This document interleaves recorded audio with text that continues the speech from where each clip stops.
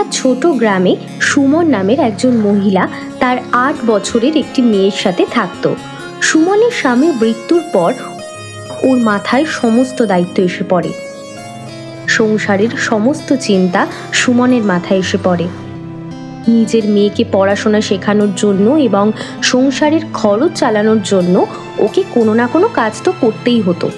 তাই ও দই বিক্রি করার সিদ্ধান্ত নেয়। ও সারা গ্রামে ঘুরে ঘুরে দই বিক্রি করত। সুমন সকাল থেকে দইয়ের হাঁড়ি নিয়ে সারা গ্রামে বিক্রি করার জন্য বেরিয়ে পড়ত। দই চাই, দই, তাজা মিষ্টি দই, দই নিয়ে যাও, দই। ওর বানানো দই সারা গ্রামে খুব প্রসিদ্ধ ছিল। ওর বানানো দই মানুষের খুব ভালো লাগতো।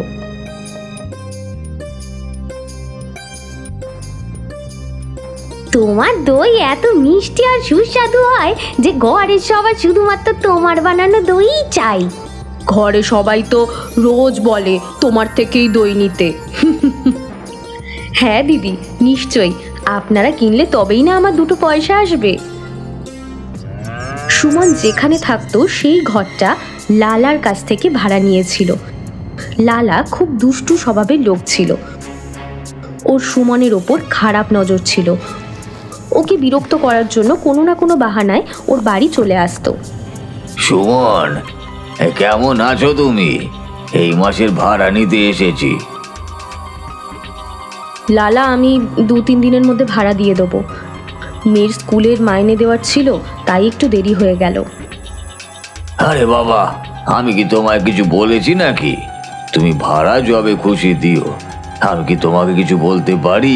হ্যাঁ, কিন্তু আমাকে এখন তোমার হাতের বানানো একটু চা খাইয়ে দাও।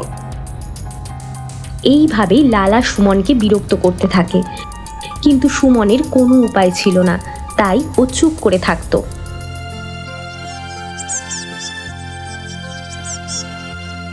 চল মা, তাড়াতাড়ি কর, আমি তোকে স্কুলে ছেড়ে দিই, তারপর দই বিক্রি করতে যেতে হবে। মেয়েকে স্কুলে দিয়ে সুমন দই বিক্রি করতে চলে যায়। দই চাই, দই, তাজা মিষ্টি দই, দই নিয়ে যাও, দই। সুমন, আমাকে 10 টাকার দই দাও। কি হয়েছে কাকিমা, আপনি শুধু 10 টাকার দই নিচ্ছেন? বাড়িতে কেউ নেই নাকি? না রে, আমার বাড়িতে আজকে কেউ নেই। আমার ছেলে বৌমা 2 দিনের জন্য ঘুরতে গেছে, তাই ভাবলাম নিজের জন্য দই নিয়ে খেয়ে নি। হ্যাঁ হ্যাঁ, দইয়ের থেকে ভালো আর কিছু আছে নাকি? নাও তোমার 10 টাকার দই। আচ্ছা, আমি এখন আসি। হ্যাঁ। এইভাবেই গ্রামের লোক সুমনকে খুব ভালোবাসতো, আর সুমনও গ্রামের সবার খবর নিত। কিছুদিন পর সুমনের পাশের বাড়িতে একটা বউ থাকতে আসে। ও একাই থাকতো, সারা পৃথিবীতে ওর কেউ ছিল না। বোন, আমি এই জীবনে পুরো একা। আমাকে নিজের পেট চালানোর জন্য কিছু না কিছু কাজ তো করতেই হবে। তুমি তো দই বিক্রি করার কাজ করো, সেটা দিয়ে তো তোমার ভালো টাকাই রোজগার হয়। হ্যাঁ, আমাদের মা আর মেয়ের 2টো পেট বেশ ভালোভাবেই চলে যায়। আমার কোনো কিছুর অভাব নেই। আমি তো কোনো কাজ সেই রকমভাবে পারি না।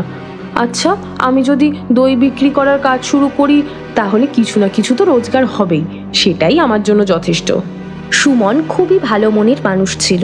ও সবিতাকে দইয়ের ব্যবসার জন্য ভালো পরামর্শ দেয়, যাতে ওর কোনো রকমের সংসারটা চলে যায়।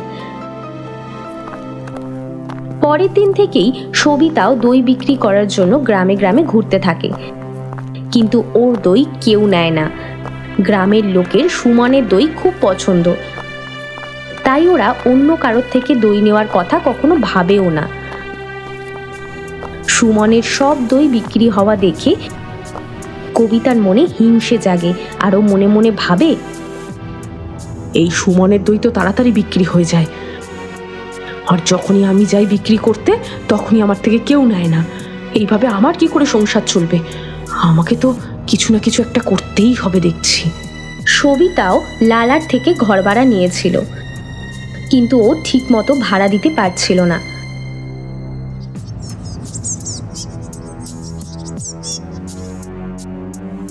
সুমন সকালে কাজে যাওয়ার আগে ওর মেয়েকে স্কুল দিয়ে আসার জন্য বেরিয়ে পড়ে। যখনই সুমন ঘর থেকে বেরোয় তখনই লালা চলে আসে। সুমন, কোথায় যাচ্ছ তুমি? তুমি একটা একা মানুষ হয়ে আর কত কাজ করবে বলো দেখিনি। মেয়েকে দাও, আমি স্কুলে দিয়ে আসছি ওকে। তোমাকে তো এখন আবার কাজেও যেতে হবে। দেখো লালা, তোমার থেকে আমি ঘর ভাড়া নিয়েছি ঠিকই, কিন্তু মাসে শুধুমাত্র একবার করেই ঘরের ভাড়া নিতে এসো। এইভাবে রোজ রোজ আসা তোমার একেবারেই উচিত না। আর আমি কত কাজ করলাম না করলাম সেটা দেখে তোমার তো কোনো লাভ নেই। তুমি নিজের কাজ নিজে করো। এটা বলে সুমন ওখান থেকে চলে যায়। কিন্তু লালা খুব রেগে যায়। একদিন লালা সবিতার বাড়ি ভাড়া নিতে যায়। সবিতা, দাও আমার এই মাসের ভাড়া দাও। আমার তো ঠিক মতো খাওয়াই জোটে না। আমি তো সুমনের দেখা দেখি দই বিক্রি করতে শুরু করেছিলাম, কিন্তু ওর সব দই বিক্রি হয়ে যায় আর আমারটা হয় না। আমি তোমার ভাড়া কোথা থেকে দেব? আমি কিচ্ছু বুঝতে পারছি না কি করব। সুমনের প্রতি এমনিই রেগেছিল। তখনও মনে মনে ভাবে যে সবিতার সাহায্য নিয়ে সুমনের প্রতি ও প্রতিশোধ নেবে। দেখো, সুমনের তো সব দই বিক্রি হয়ে যায়। তোমাকে কোনো একটা বুদ্ধি খাটাতে হবে নিজের সুবিধার জন্য, যাতে সাপও মরে লাঠিও না ভাঙে। ও সকালবেলা যখন ওর মেয়েকে স্কুলে দিতে যায় তখন যদি তুমি কিছু করতে পারো ভালোই হয়। এবার তোমার ব্যাপার, তুমি কি করবে? এটা বলে লালা ওখান থেকে চলে যায়। এবার বুঝবে সুমন আমার সাথে শত্রুতা করার ফল কি হয়। সবিতার মাথায় দুষ্টু বুদ্ধি খেলে যায়।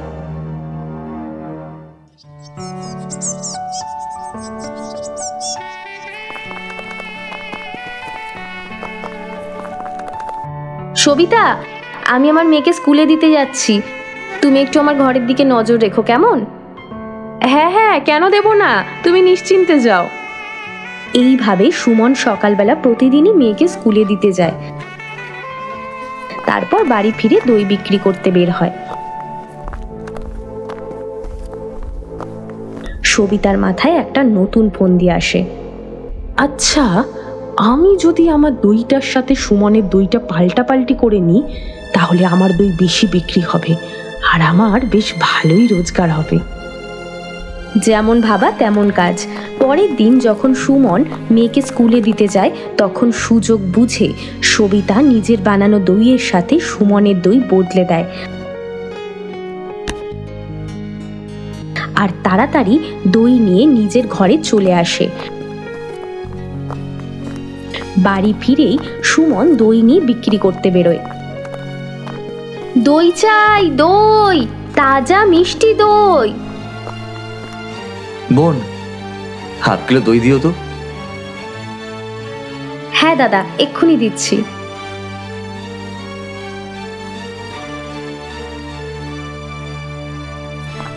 এইভাবে সুমন দই বিক্রি করে বাড়ি ফিরে আসে। অন্যদিকে সবিতাও সুমনের বানানো দই বিক্রি করে বাড়ি ফিরে আসে। পরের দিনও সবিতা আগের মতোই কাজ করে আর সুযোগ বুঝে নিজের বানানো দই সুমনের সাথে পাল্টাপাল্টি করে নেয়। পরের দিন যখন সুমন দই বিক্রি করতে আবার বের হয় তখন সবার প্রথমে ওর সাথে একটা লোকের দেখা হয় যে কালকে ওর থেকে দই নিয়েছিল। শোনো বোন, কালকে আমি তোমার থেকে যে দইটা কিনেছিলাম সেটা অতটা তাজা আর সুস্বাদু ছিল না যেরকম তোমার প্রতিদিন থাকে। আমি তো তোমার বানানো দইয়ের খুব প্রশংসা শুনেছিলাম, কিন্তু কালকে দইটা একদমই ভালো ছিল না। আমার পুরো টাকাই জলে চলে গেল। এরকম কি করে হতে পারে? আমার দই তো প্রতিদিন যেরকম থাকে সেই রকমই ছিল। আমি তো রোজ তাজা দই জমাই। আজ পর্যন্ত আমার বানানো দই নিয়ে তো কোনো রকম মন্তব্য শুনতে হয়নি। এটা বলে সুমন ওখান থেকে চলে যায়। রাস্তায় ওর সাথে বয়স্ক কাকিমার দেখা হয়। সুমন, তোর কি হয়েছে রে? কালকে তোর বানানো দই একদম ভালো ছিল না। দইটা ভালো মতো জমেনি, আর ওটা মিষ্টিও ছিল না। আমি তো সব ফেলে দিয়েছি। তোর থেকে নেওয়া দই তো এর আগে এরকম হয়নি। পরের বার একটু খেয়াল রাখিস। সুমন যেখানে যেখানেই আগের দিন দই বিক্রি করেছিল, প্রত্যেক জায়গা থেকেই ওর দই নিয়ে খারাপ মন্তব্য আসে। সেই কারণে আজকে ওর দই বিক্রি হয় না। সুমন ভারাক্রান্ত মন নিয়ে বাড়ি ফিরে আসে। বুঝতে পারছি না হঠাৎ করে কি হলো। আমি তো প্রত্যেক দিনের মতো কালকেও ভালো করে দই জমিয়েছিলাম, কিন্তু গ্রামবাসীর ভালো লাগলো না কেন? অন্যদিকে সবিতার দই বেশি বিক্রি হওয়া শুরু হলো। এইভাবে ওর কাজও ভালোই চলছিল আর ভালো টাকাও আসছিল। সবিতা মনে মনে খুব খুশি হয়। বাহ, এতদিন পর একটা ভালো বুদ্ধি খাটিয়েছি আমি। আমার সব দই এখন বিক্রি হয়ে যায়, আর সুমনের দই বিক্রি হয় না। আমার কি, আমার তো কাজ চলে যাচ্ছে। আমি এইভাবেই ওকে বোকা বানাবো। কিছুদিন এই রকমই চলতে থাকে। সবিতার দই বিক্রি বাড়তে থাকে। সুমন এই সমস্ত দেখে খুব অবাক হয়ে যায়। আমার দই বিক্রি হয় না, আর সবিতার সব দই প্রত্যেকদিন বিক্রি হয়ে যায়। হঠাৎ করে কি হলো? আচ্ছা, এর পিছনে সবিতার হাত নেই তো?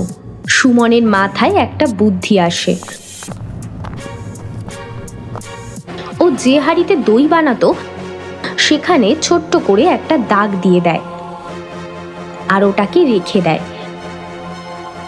পরের দিন সুমন যখন সকালে ওর মেয়েকে স্কুল দিয়ে বাড়ি ফিরে আসে, তখন সবার আগে ও দইয়ের হাঁড়িটা দেখতে যায় আর দেখে যে কালকে ও দাগটা হাঁড়ির মধ্যে লাগিয়েছিল সেটা আজকে আর নেই। ও সব বুঝে যায় যে এর পিছনে কার ষড়যন্ত্র রয়েছে। ও সবিতার ঘরে যায় আর নিজেকে সঠিক প্রমাণ করার চেষ্টা করে।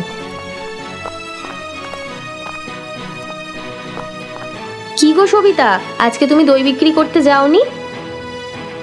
এই তো আমি এক্ষুনি বেরোচ্ছিলাম। বলো, কিছু বলতে চাও? আমার ঘরে চিনি ফুরিয়ে গেছে গো, তুমি আমাকে একটু অল্প করে চিনি দিতে পারবে? আমি কালকেই তোমাকে ফেরত দিয়ে যাব। হ্যাঁ, কেন দেব না? তুমি একটু বসো, আমি এক্ষুনি চিনি নিয়ে আসছি। সুমন সবিতাকে মিথ্যে বাহানায় ঘরে পাঠিয়ে দেয় যাতে ও দইয়ের হাঁড়ি দেখতে পারে। সুমনের যে বিষয়টা নিয়ে সন্দেহ ছিল সেটাই সত্যি হয়। দাগ লাগানো হাঁড়িটা সবিতার ঘরেই ছিল। সুমন সব কথা এবার বুঝতে পারে যে সবিতাই প্রত্যেক দিন ও দইয়ের হাঁড়ি চুরি করে নিজের দইয়ের হাঁড়ি ওখানে রেখে দেয়। তখনই সবিতা ওখানে চিনি নিয়ে চলে আসে।